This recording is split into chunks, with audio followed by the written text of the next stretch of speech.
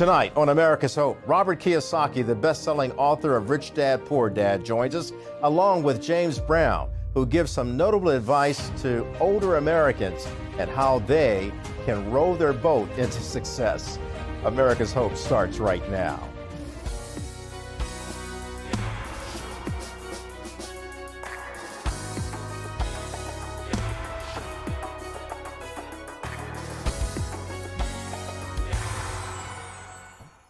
From the NTD Global Headquarters in New York, I'm Kelly Wright, and this is America's Hope. Thanks for joining us this hour. Good evening to you. I do hope that you're safe and well wherever you are, taking care of yourself and your family because you matter.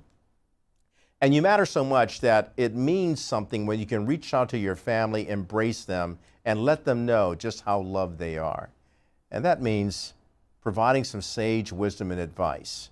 We've got someone to do that for us tonight. Robert Kiyosaki is joining us. He's the author of the best-selling book, Rich Dad, Poor Dad. And then later on in the show, we'll introduce you to James Brown. Now, he has a television show designed for older Americans to help grandparents understand how they can be better parents and better grandparents and love their children. He's got an intergenerational program reaching out to strengthen the family. Let's get started. I'm joined now by Robert Kiyosaki, Rich Dad, Poor Dad. Long time no see, my friend. It has been a while. Yeah. The last time you and I had a conversation, I was at another network hosting a show, and you came on, and that bright smile of yours, but the intellect and the understanding of what we need to do for our economy and for sustaining families. Let me start by asking you, Rich Dad, Poor Dad, you set out to accomplish what? Well, it was to take on the school system. I grew up in Hawaii. My poor dad was a PhD from Stanford, Northwestern, University of Chicago. Great man. For Japanese, 6'4".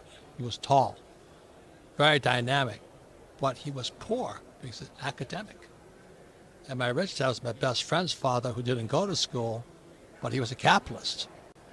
And so when I was a little boy in Hawaii, I asked my poor dad, I said, when will I learn about money? And that's when I get the love of money is the root of all evil. And I used to say, hey, Dad, I like a new bicycle. That's not evil. You know what I mean? That's all I wanted, because I went to a rich school. My classmates were rich. So I said, how come they're rich and I'm poor? And so I asked my poor dad that question. Well, if you stay in school and you get your PhD, you'll be rich. I said, Dad, that's what you did, and you're still poor. Do you know what I mean? Yeah. You know, kids will, there was an old guy, Art Linklater, years ago. He says, kids say the damnedest thing. Yeah. Well, kids aren't filtered. You know, I said, if I stay in school, get my PhD, I'll get rich. But that's what you did. And so I wrote Rich Dad, Poor Dad just as a contrast. Because the question is, what do we teach our kids about money? Nothing. How important is that today because of the political divisions that people talk about and the economic divisions that people still talk about? How do we get to a place where we get beyond that and just flat out talk about the goodness of America? Well, the goodness about America is we can say those things. We can challenge it, we can question, we can fight back. So the reason I like Freedom Fest is because this program becomes more important every year, especially. I mean, last night I was cracking up because there are comedians talking about how they can't tell jokes anymore. I mean, that's pretty bad when you can't tell a joke. If you think about some of the old comedians, they couldn't say what they're saying now. Yeah. They were being censored. So we've got to fight back against our freedoms here. But the biggest concern here is we're now the biggest debtor nation in the world. So every 90 days, America's printing $1 trillion. Now, basic economics 101, you know this.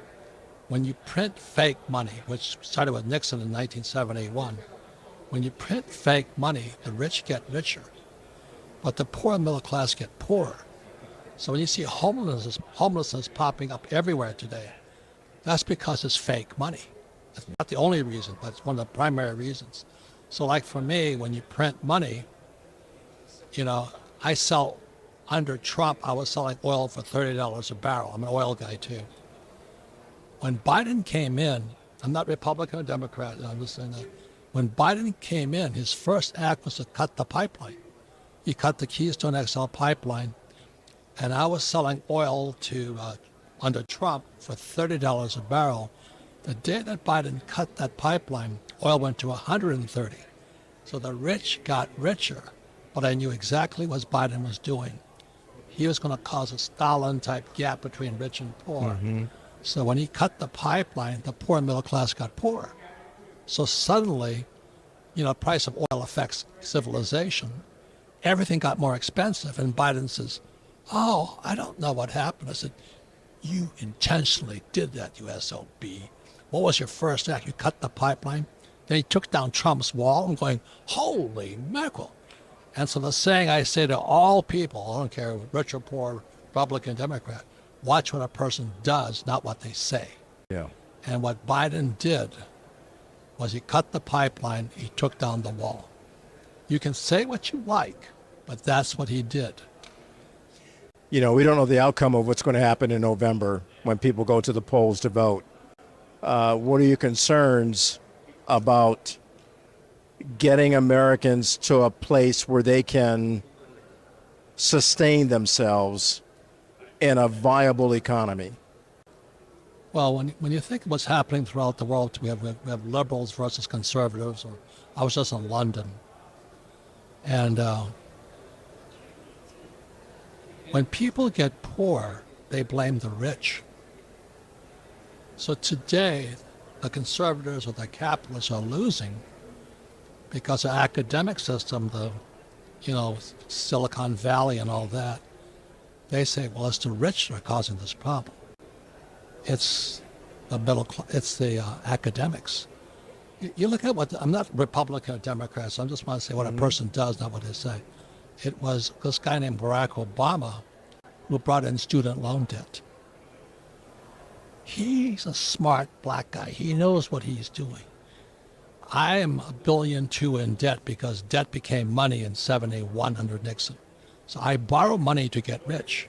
So I borrow money to buy apartment houses, hotels, businesses. I use debt. So you can use debt to get rich. The moment student loan debt came in, I wouldn't touch that debt.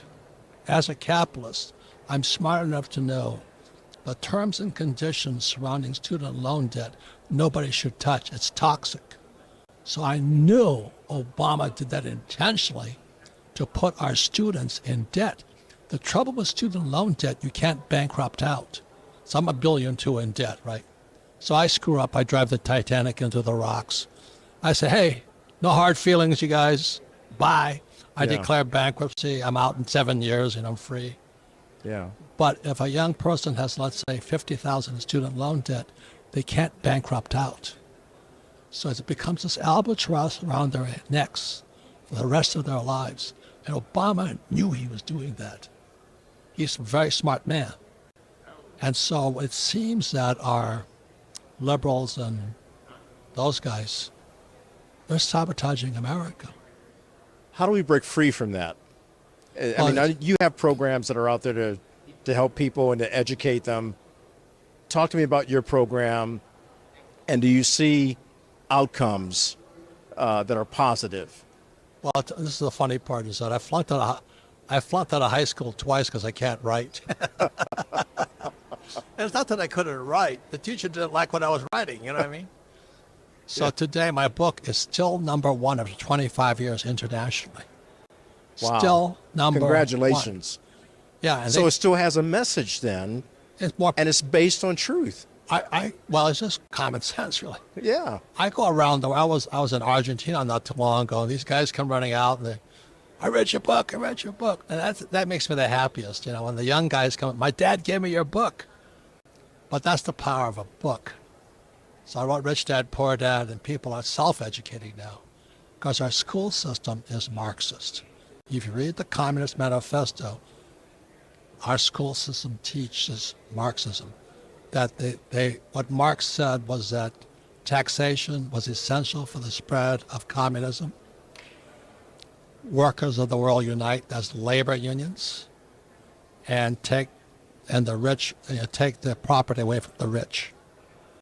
And so that's, someday you'll own nothing, you'll be happy. That's what our kids are being taught. Plus, they're being taught that if you're a boy, you should be a girl. I mean, what the hell are they teaching these kids? Yeah. What the hell? Yeah. Does it surprise you that we've come to this? Yeah. I said it earlier. Freedom Fest, I've been coming into it for years, and it was a good show. This show has become more pertinent, more relevant than ever before. What's the solution, in your opinion? Revolution. I mean, it's not a shooting revolution. It's to say, I'm going to take dominion over my own brain. I control this. I control what I put in it. Not what some stupid PhD who's a Marxist putting in my brain. Mm-hmm. I went to military school. I'm a ring knocker.